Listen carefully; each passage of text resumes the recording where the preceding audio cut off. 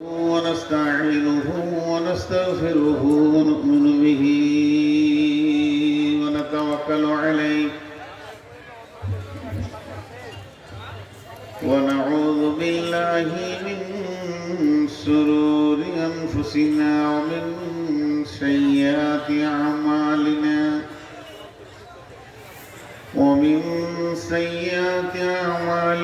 من يهده الله فلا مضل له ومن يضلله فلا هادي له وأشهد أن لا إله إلا الله وحده لا شريك له وأشهد أن محمدًا عبده ورسوله الذي أرسله بالحق بصيرا ونذيرا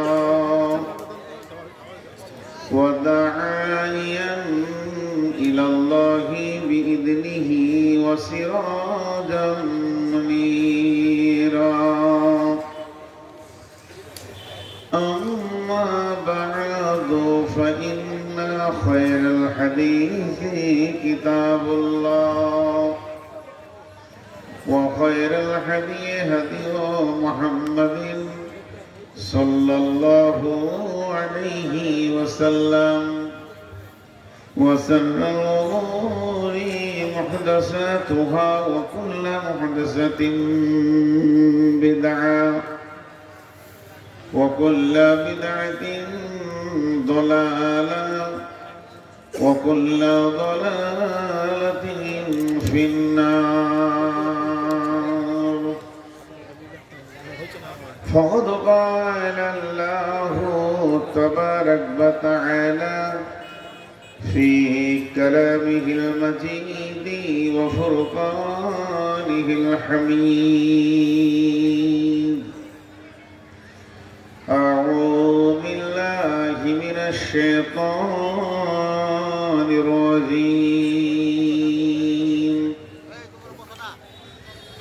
ونفخ في الصور فصعق من في السماوات ومن في الأرض إلا من شاء الله ثم نفخ فيه أخرى فإذا هم قيام ينظرون وأشرقت الأرض بنور ربها ووضع الكتاب وجيء بالنبيين والشهداء وقضي بينهم بالحق وهم لا يظلمون ووفيت كل نفس ما عملت وهو أعلم بما يفعلون بسم الله الرحمن الرحيم عما يتساءلون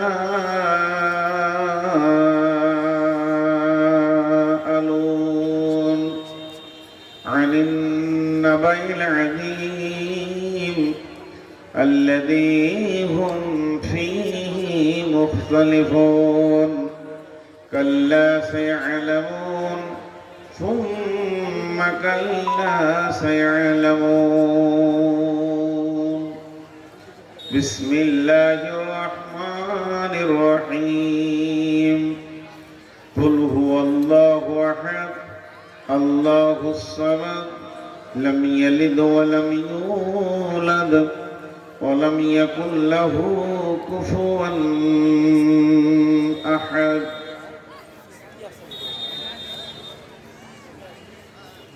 দয়াল রহমান কে পারে বুঝিতে তোমার শান মা বাপ সারা পিতা গম বানাইলেন নিজ হাতে পিতা ছাড়া পুত্র ঈসা মারিয়ামের কোলেতে কে বাবার কারিগর কার বাবার শান কে পারে বুঝিতে তব শান।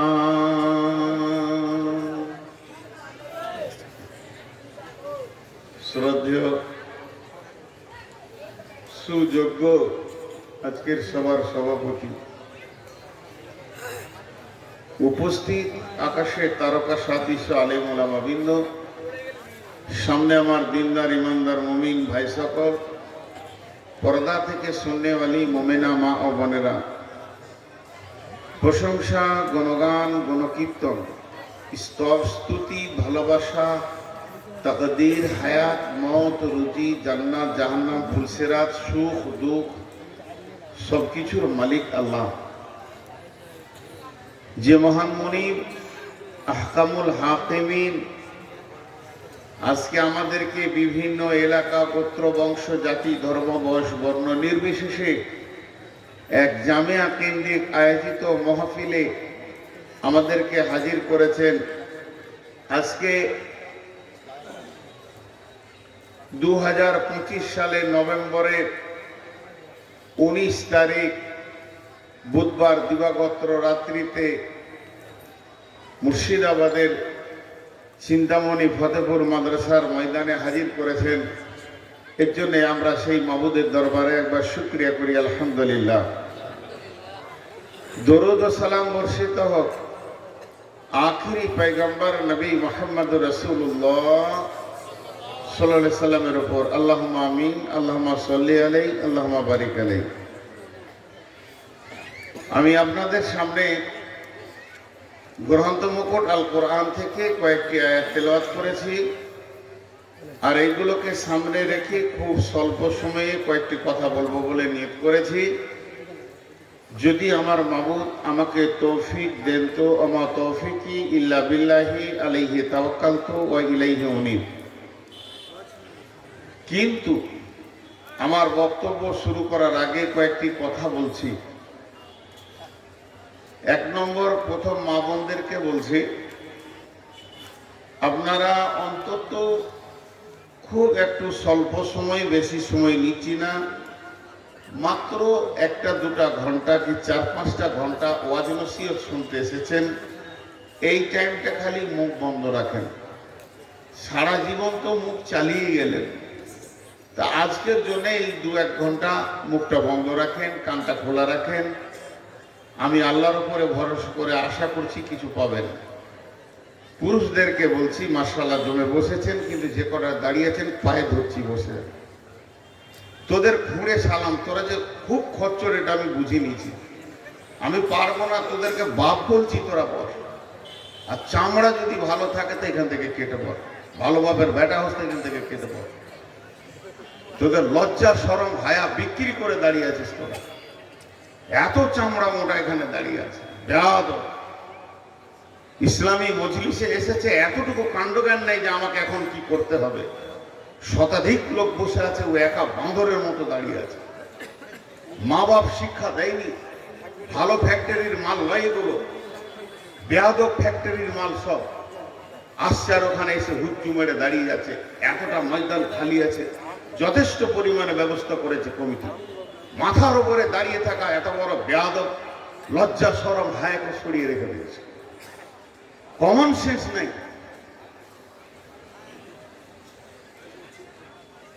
মোহতারাম ভাই, আজিজ ও বুজুর্গ দোস্ত, আমি আপনাদের সামনে যে বিষয়টা নিয়ে বলেছি, এটাকে আল্লাহ বলেছেন কঠিন খবর, নাবাইল আজিজ। এটা আল্লাহর ভাষা, আমার ভাষা নয়। শুধুমাত্র ভূমিকাটা একটু আপনারা আমার সঙ্গে সাথ দেন, তারপরে যদি মন না চাই জালসা না। এরা দাঁড়িয়েছে মাথাতে, এতটা বসালাম, এরা করে বসেন। ওই কেন দাঁড়িয়ে, কেন কি হয়েছে, কি প্রয়োজন ওখানে দাঁড়িয়ে আছে? এখনো দাঁড়িয়ে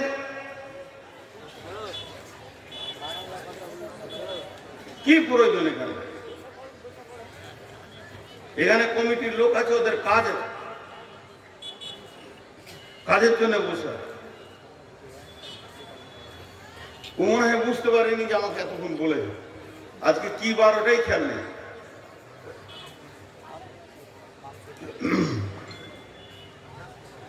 আল্লাহ তাবারাক ওয়া তাআলা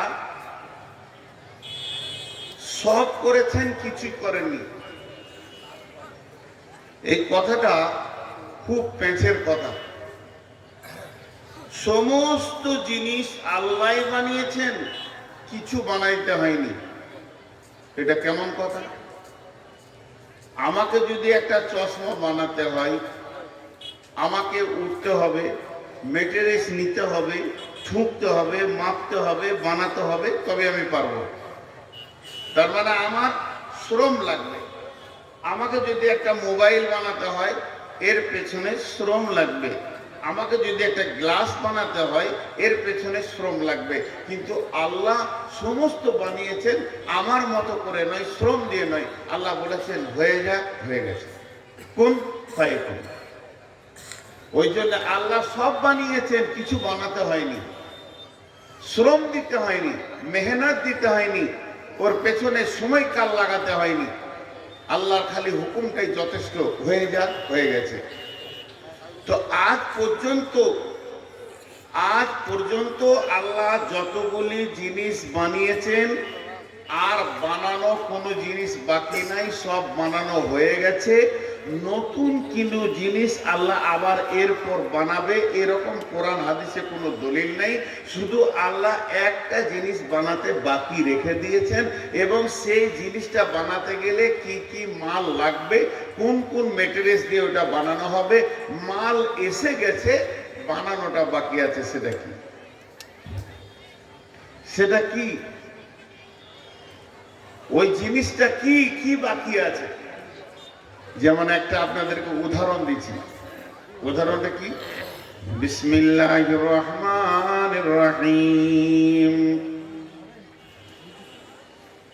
ওয়াদ-দুহা ওয়াল-লাইলি ইযা সাজা মা ওয়াদ্দা'আকা রাব্বুকা ওয়া মা ক্বালা ওয়ালাল আখিরাতু খায়রুল লাকা মিনাল উলা ওয়ালা সাওফা ইউতিকা রাব্বুকা ফাতারদা ওয়ালা সাওফা ইউতিকা রাব্বুকা ফাতারদা ওয়ালা সাওফা ইউতিকা রাব্বুকা ফাতারদা। জিবরাইল আমিন এসে নবীকে বললেন, নবী হে, তোমার আল্লাহ, তোমার রব তোমাকে অতি সত্বর এমন একটা জিনিস দেবে, তুমি খুশি হয়ে যাবি। এটা কখন বলেছিল? আল্লাহ নবীর কাছে ওহী বন্ধ হয়ে গেছিল।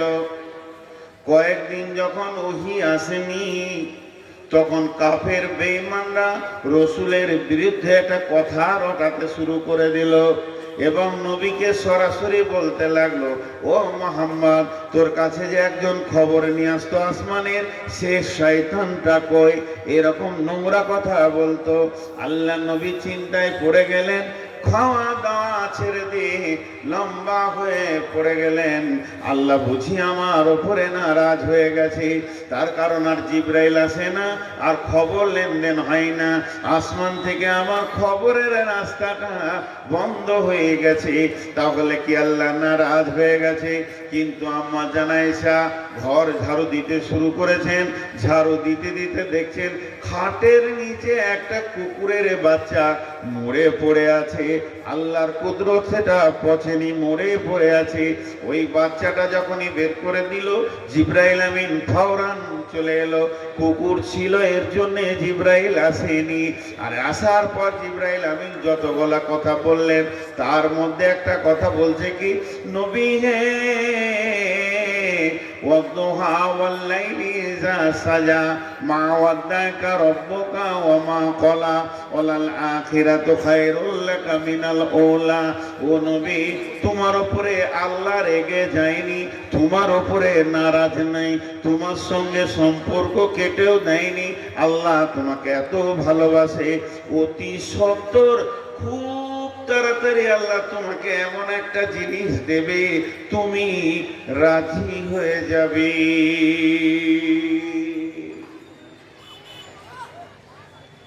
এমন একটা জিনিস আল্লাহ দেবে যে তুমি রাজি হয়ে যাবে। জিনিসটার নাম বললো না। আজব পর্যন্ত কোরআন হাদিসে কোথাও এর দলিল আসেনি যে এই জিনিসটা আল্লাহ রসুলকে দিয়েছিলেন। রসুল তো চলে গেল। আমাকে এসে আপনার মাদ্রাসার শিক্ষক ইনি কানে বলছে, ভাই আপনি বায়ানটা শেষ করেন।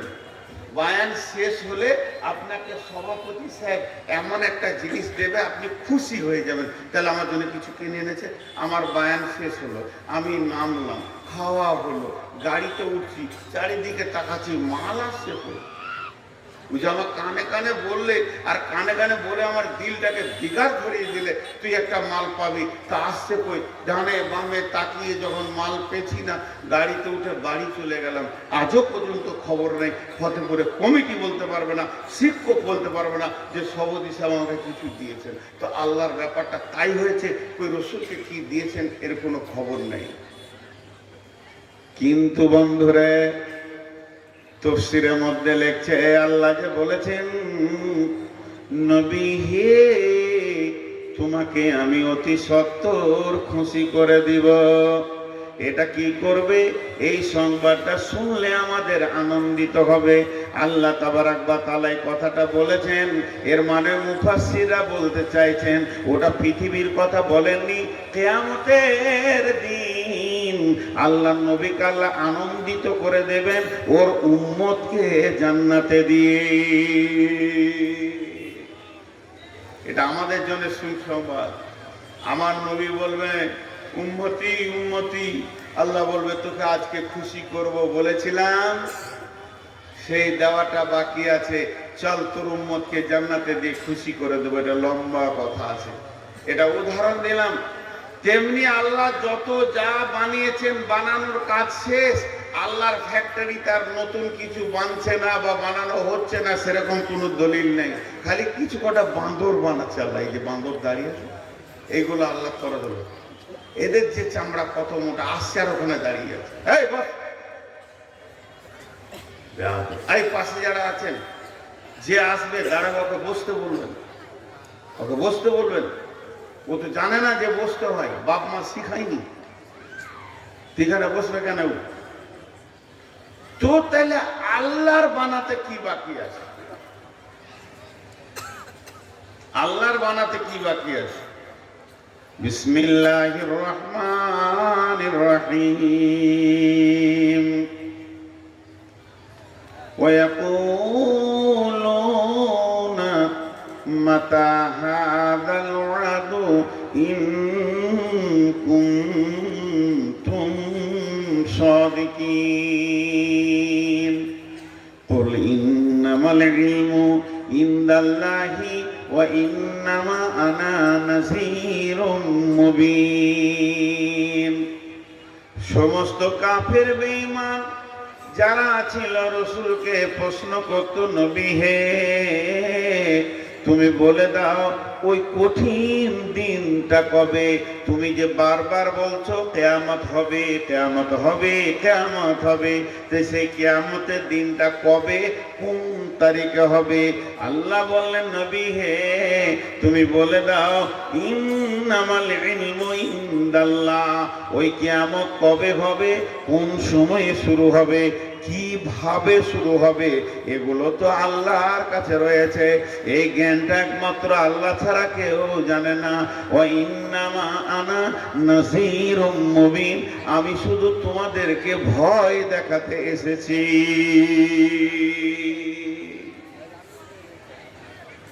ওটা আল্লাহ জানে,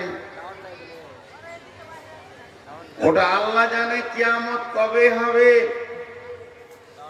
ভাই আমাকে 5টা মিনিট টাইম দেন আপনারা,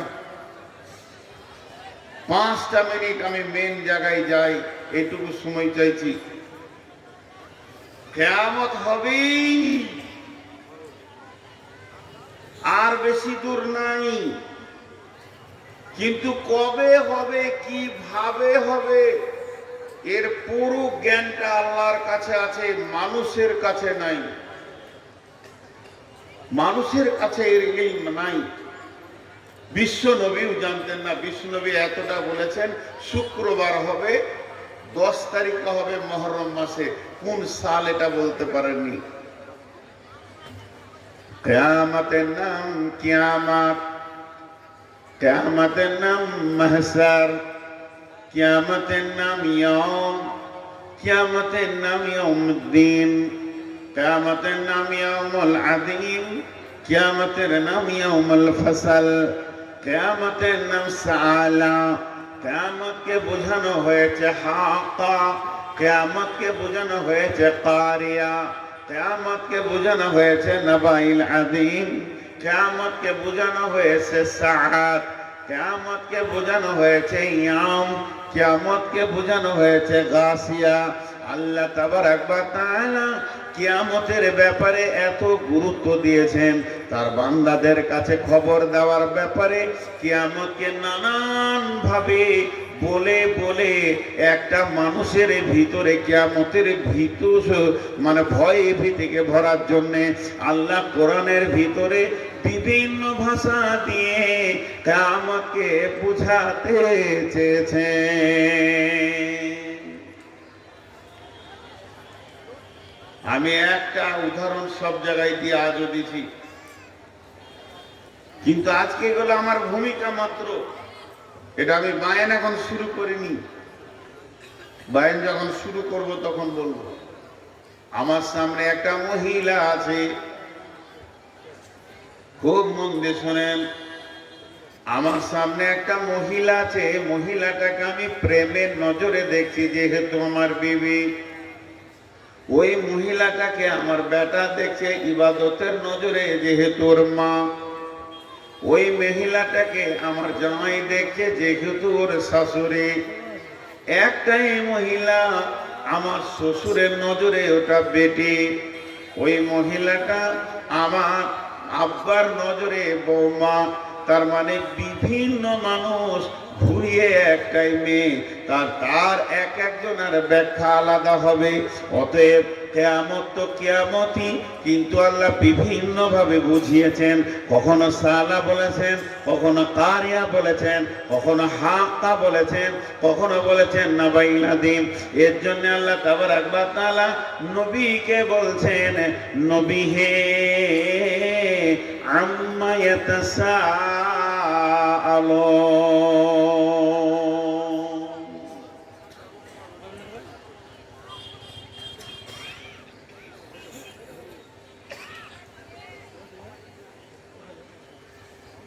ভাইয়া,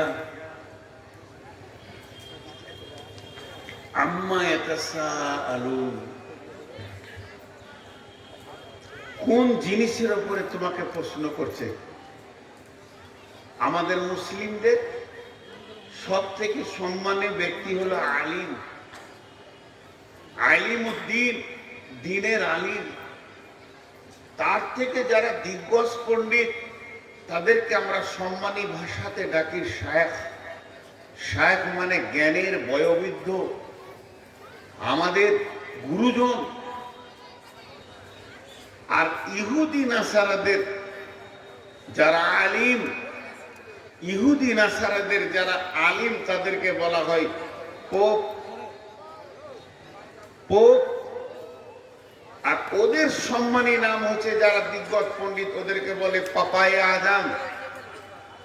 পাপায়ে আজম এটা সম্মানী ডাক। তো একটা পোপ, পোপকে আরবিতে বলে হিব্র, আরবিতে বলে হিব্র।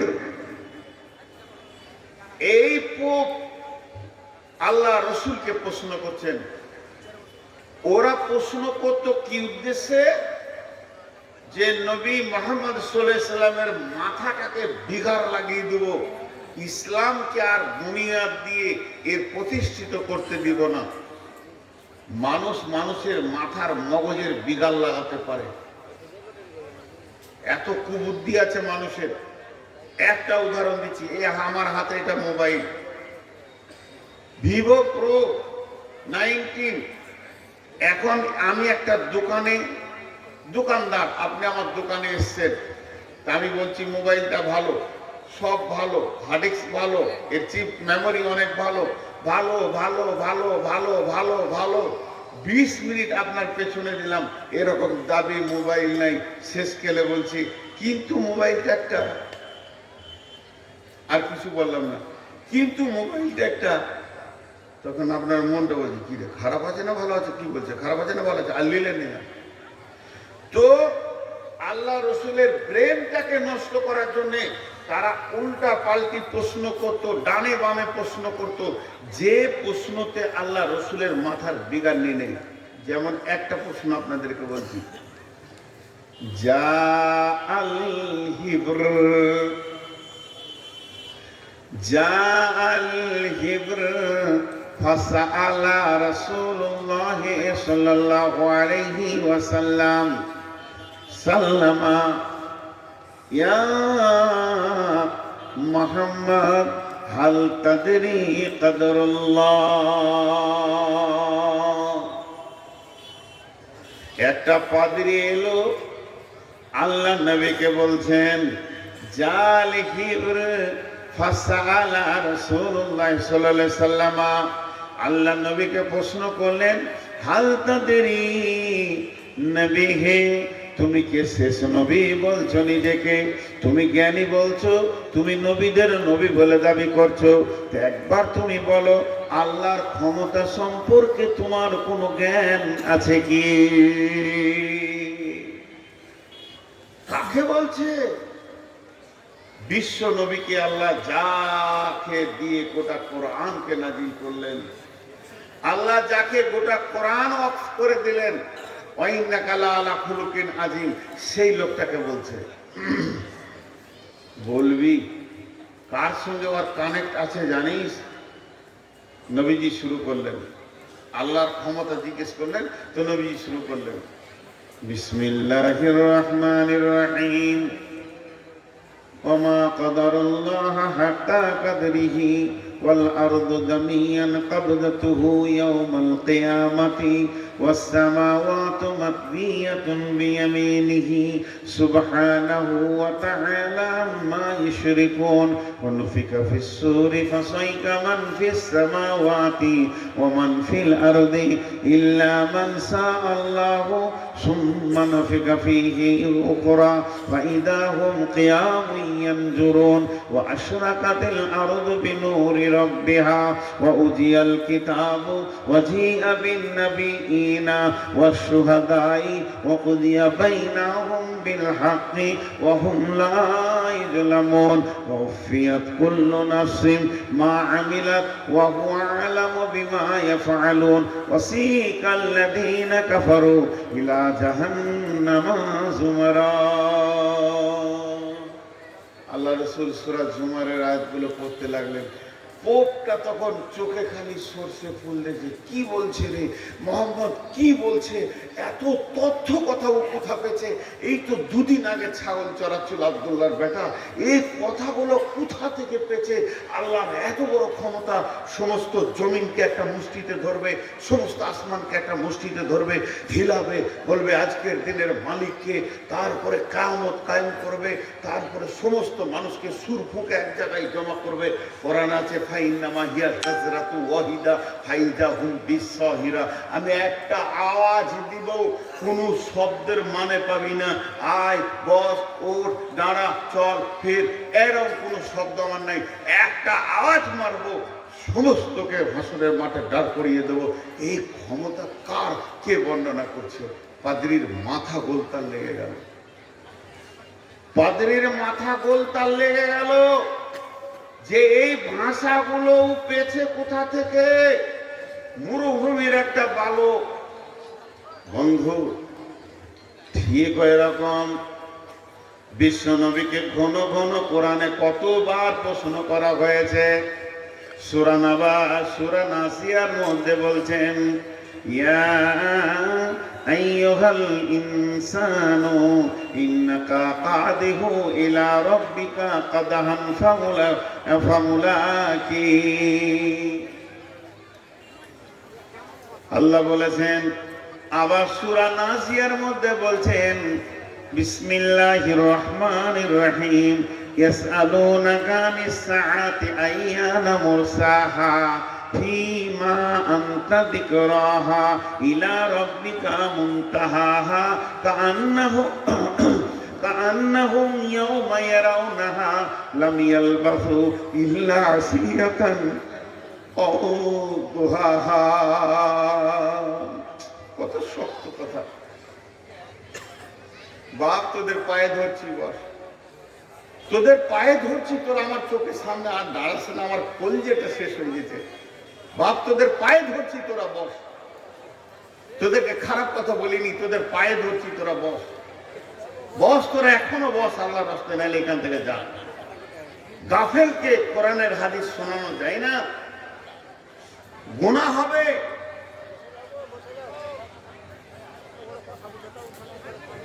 আরে ভাই, তোদের যে পায়ে ধরছি, তোদের বিবেকটা কি বলছে? বিয়ে বাড়ি পেয়েছি সেটাকে আর কত ছোট হবো বল?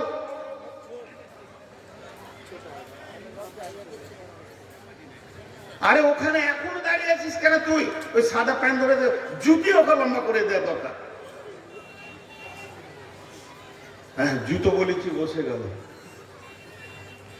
জুতো বলেছি আর বসে গেল, মানে একদম পাক্কা ছোট লোকের বাচ্চা।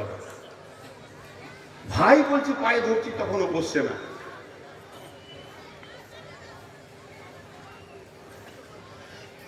শুনেন, আপনারা বলবেন গুরুত্ব দিচ্ছেন কেন বসার ব্যাপারে? উঠালো তো কি হলো? একটা লোক, এই যেমন এখন একটা কথা বলছি, আমি সুগারের রুগী, 2 মিনিট লিব, এটা আমি পেশাবখানা দিয়ে ধরছি। একটা সুগারের রুগী যখন পেশাবের দিকে ধরে, ওর অবস্থা কি হয় জানেন তো? গেল নাই কাপড়ে হয়ে গেল, ওই অবস্থায় 4 জন মুসাফা লেগে ধরছে। আমার অবস্থা তখন কি হবে? ওরাকে ঠেলে সরিয়ে চলে যাবে। কখন মুসাফা করতে হয় এটাও ভাবতে হবে। একজনা বালতি নিয়ে পায়খানা দিয়েছে, আর একজনা সূরা ইয়াসিন শোনাচ্ছে হবে। যদিও কোরআন তখন শোনাবার কথা নয়, আমি বাথরুম দিয়ে বন্যা দিয়ে দৌড়ছি, আর তখন সালাম নিয়ে দৌড়ছে আমার পেছনে। কি তোর সামনেই উঠবো নাকি? কখন মুসাফা করতে হয় এটাও জানে না। আর কোরআন হাদিস গাফেল লোককে বলা যাবে না, ঘুমানো লোককে বলা যাবে না। একজন তাফসীর করতে গিয়ে বলছে যে যদি তোমার ঘুম না আসে তো তুমি জিকির করো, আলহামদুলিল্লাহ, সুবহানাল্লাহ, আল্লাহু আকবার, আস্তাগফিরুল্লাহ, কিন্তু লা ইলাহা ইল্লাল্লাহ জিকিরটা করতে যাও না। তুমি যদি লা ইলাহা পর্যন্ত বলে ঘুমিয়ে যাও, ইল্লাল্লাহ বাকি থাকে, মত যদি হয়ে যায়, তুমি আল্লাহকে অস্বীকার করে মরেছো। এত রিস্ক নেবে কেন? তো কোরআন হাদিসের বয়ান গাফিলকে করা যায় না, বেয়াদবকে করা যায় না। আর পাশের লোকগুলোকে আমি বলছি, যে এসে দাঁড়াবে ওকে বলবি, ভাই তুই বস, এখন পাগলা মৌলবীর সময় চলছে। যখন ভালো মৌলবী আসবে, ভিড় লাগে দাঁড়াবি, জান ভরে শুনে নিবি। আমি কোনোদিন এগুলো দেখতে পারি না। তো আপনাদেরকে কি বলছিলাম, যে আল্লাহ রসুল উত্তরটা দিয়ে দিলেন। এরপরে আল্লাহ রসুলকে প্রশ্ন করছেন উল্টা পাল্টা, কিয়ামত হবে? তুমি যখন বলছো তখন হবে না, না ওরকম কিছু হবে নাকি? সূরা নাজিয়াতে কত বড় কথা বলেছেন জানেন?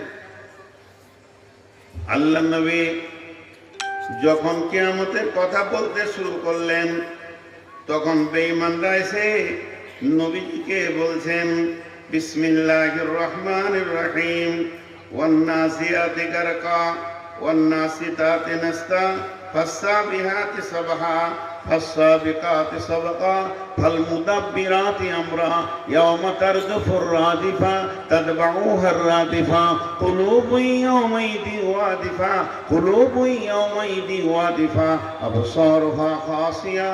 আল্লাহ তাবারক ওয়া তাআলা বলছেন, ওদেরকে যখন বলা হলো যে আমার এমন যেমন ট্রেনিং করা ফেরেশতা আছে, পানিতে ডুবলেই যেমন মাছ নিয়ে চলে আসবে, তোমাকে কাউকে লাগবে না, ওই রকম ডুববে মানুষের ভিতরে, আত্মাকে টেনে হিচড়ে বার করবে।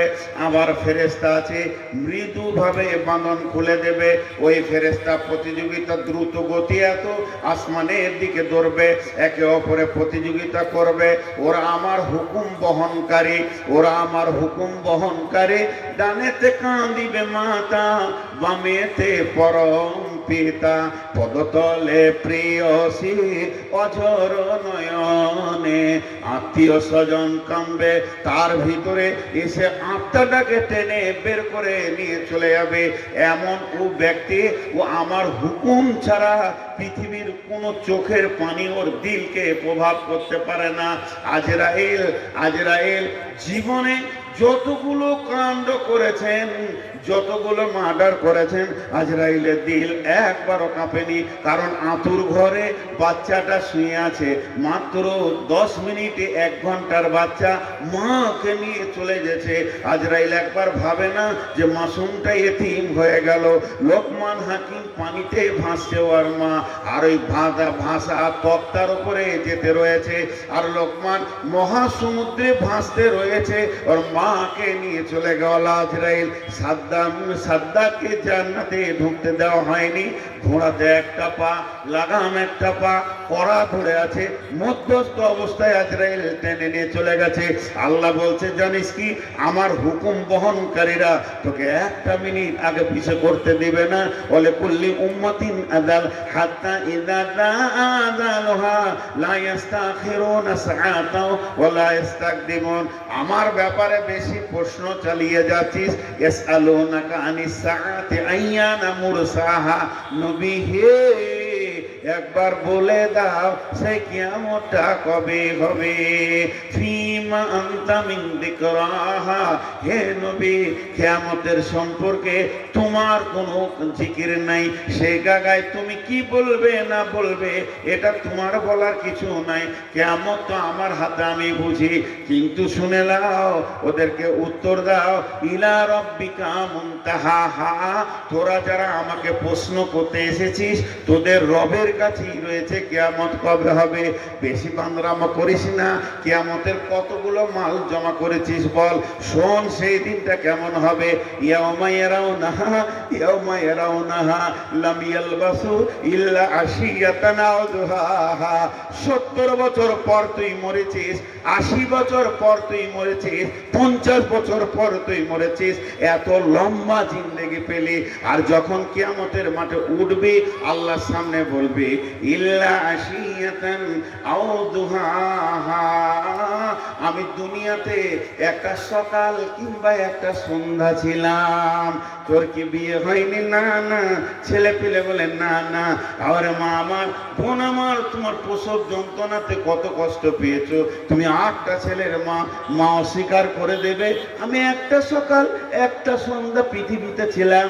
আমি পুবার, আমার গ্রামের নাম। ওখান থেকে চিন্তামণি ফতেপুরের নামে গাড়িটা আমি ছেড়েছি। আমার গাড়ি দ্রুত গতিতে এখানে পৌঁছিয়েছে।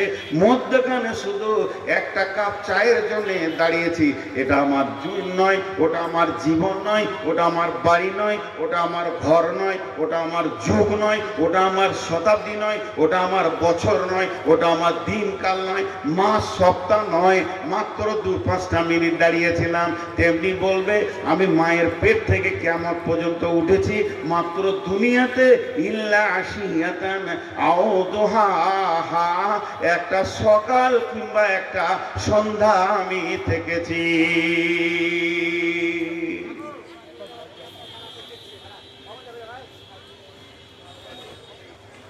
একটা সকাল কিংবা একটা সন্ধ্যা। আল্লাহ কতগুলো কথা বলেছে জানেন? গুনে যান। আমি পাশের লোকগুলো বলে রাখছি, কিন্তু ওরাও গুরুত্ব দিচ্ছে না। ওরা বলছে ওটা তোর ডিউটি, আমাদের তো ডিউটি নাই। এই যে 3 জন এলো, একটু বন্ধুত্ব করলো, আবার ঘুরে যেতে। ঠিক বিয়ে বাড়িতে যেমন চলে আসে। গতকালকে জালসাতে বলছিলাম না, কালকে লাগে পরশু, ওটা আজকে বলি, প্রয়োজন হবে। এখন আল্লাহর সম্পূর্ণ দৃষ্টিটা আমাদের উপরে। আমরা আল্লাহ নজরের ভিতরে আছি, নজরের বাইরে কেউ নেই।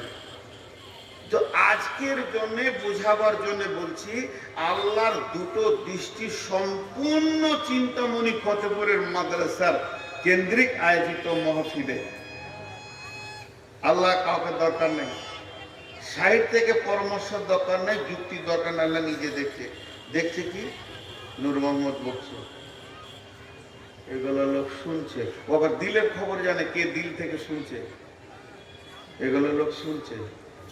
কমিটিরা সব ব্যস্তর মধ্যেই আছে, যার যা ডিউটি করছে। হ্যাঁ, আর মেলার দিকে যে আল্লাহ নজরটা দিয়েছে, কোরআন হাদিস ছেড়ে তোরা এখানে করছিস, ওটাও লিখা হচ্ছে, ওটাও লিখা হচ্ছে। এত মেলাতে ভিড়, জলসাতে কেউ না, এটা লেখা হচ্ছে। আল্লাহ আজকের রেপোর্টটা কি করছে এবার চিন্তা করেন।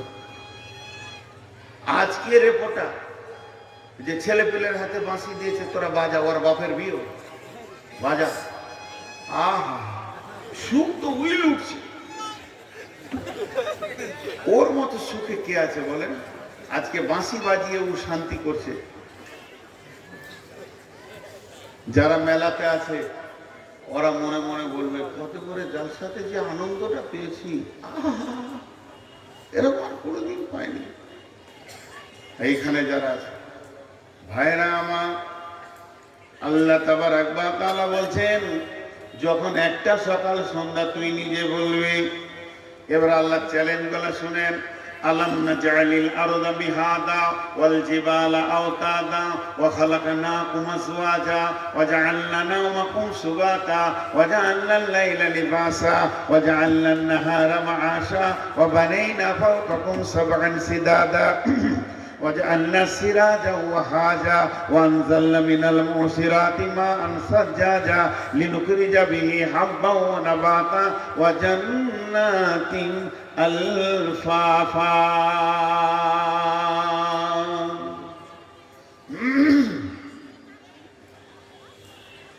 কেন এই চ্যালেঞ্জ গুলো দিলেন আল্লাহ? আল্লাহ বলছেন, নবী হে, আম্মা ইয়াতাসাআলুন,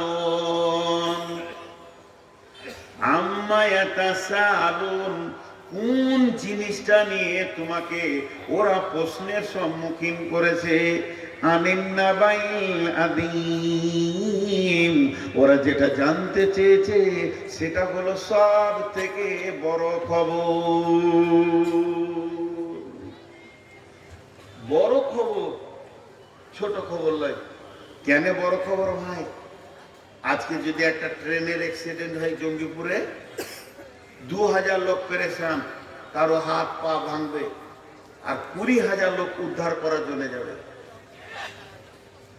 একটা বাস অ্যাক্সিডেন্ট হয়ে যায়, 200 লোক পেরেশান, 100 লোক পেরেশান, 50টা লোক পেরেশান, কারো হাত ভেঙেছে, পা ভেঙেছে, 2000 লোক দৌড়বে ওদেরকে উদ্ধার করার জন্য। যেমনই বিপদ হোক না কেন, এখনো সাহায্যের হাত বাড়ানোর মতো লোক আছে। কিন্তু আল্লাহ বলছেন, যেটা আমি বড় বিপদের দিন বলছি, ওই দিনটার নাম হলো কিয়ামতের